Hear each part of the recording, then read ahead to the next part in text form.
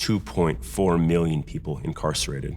That's what I think of as the mass tombs of our culture. And I think the only way we're gonna empty the tombs of mass incarceration is if we have a whole new mass movement of relationships where people know their names and care for them and know them as friend. When you hear about someone in prison, you're just like, oh man, this guy's a convicted felon. But if it's through a letter or a phone call, you start to get to know someone whose face you have not seen. And if you do it long enough, you're gonna fall in love with that voice, with that story. Prison's a great way to create a monster. It's also a great way to create a person who's just strong.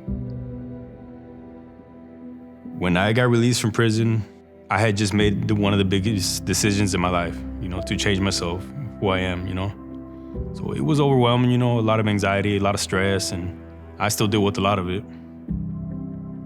I used to feel judged all the time because I was a former gang member or my tattoos, and they judge a book by a cover right away when they didn't even know me. And when I was underground mystery and meet these other people, they didn't judge me. They wanted to know my story. They wanted to know who I was. They wanted to get to know me. In Washington State, there's roughly the same amount of churches as there are folks in prison. And when we did that math, we realized there's a reentry community in every town. Through One Parish, One Prisoner, we're now mobilizing faith communities across Northwest Washington to do exactly what we do, which is relationship.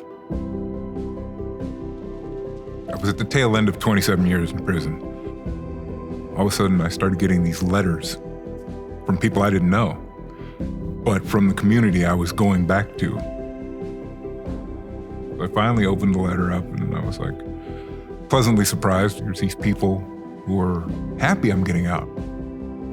It's nice to know that when you walk out, you're walking out not to, crap, here comes another ex-felon, more, great, you're out. Let's go get a cup of coffee and figure out what we can do now. How can we help you succeed? There are a lot of things that happen at churches that have ulterior motives, where it is, what's in this for us? We're going to reach out to someone in hopes that they're going to come to our church or something like that. And this isn't that. This is, we are going to reach out to someone and be in relationship with someone. I think that the reason people were drawn to the One Parish, One Prisoner program was because it feels really hopeless and helpless when you see the number of incarcerated folk and when you see people coming out of prison and then bouncing right back in. And the idea that we might be able to intercept that and change that tide in some way, shape, or form, just being human with these people who've been incarcerated, the thought of being a part of that was really compelling and exciting to people.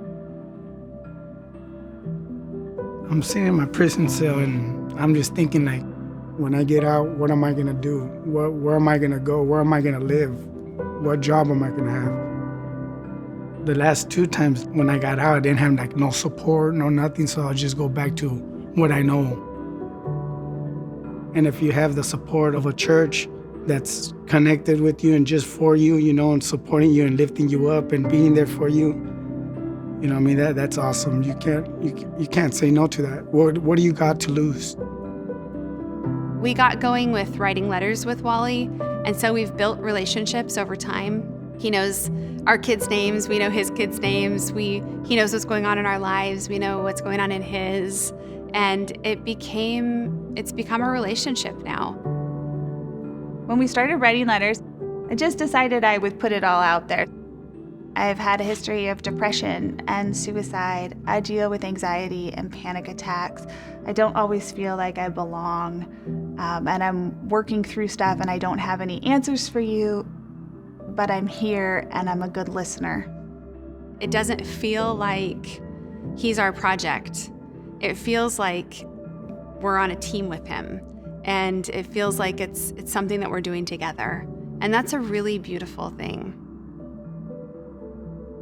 After being released from prison, I was already transitioning myself. So when I found out that there was a group of people with One Parish, One Prisoner that was going to be sponsoring my brother as a support group, to give them opportunity to transition successfully.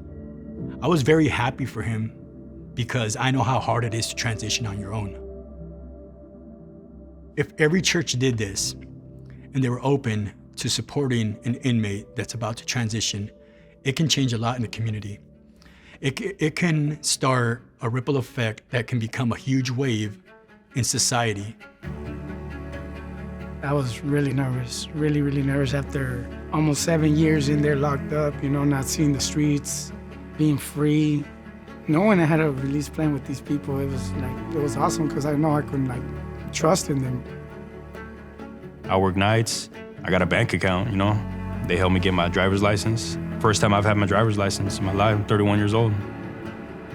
I thank them for helping me all the time, putting a lot of positive people around me, helped me pay my license, taking me to my courts.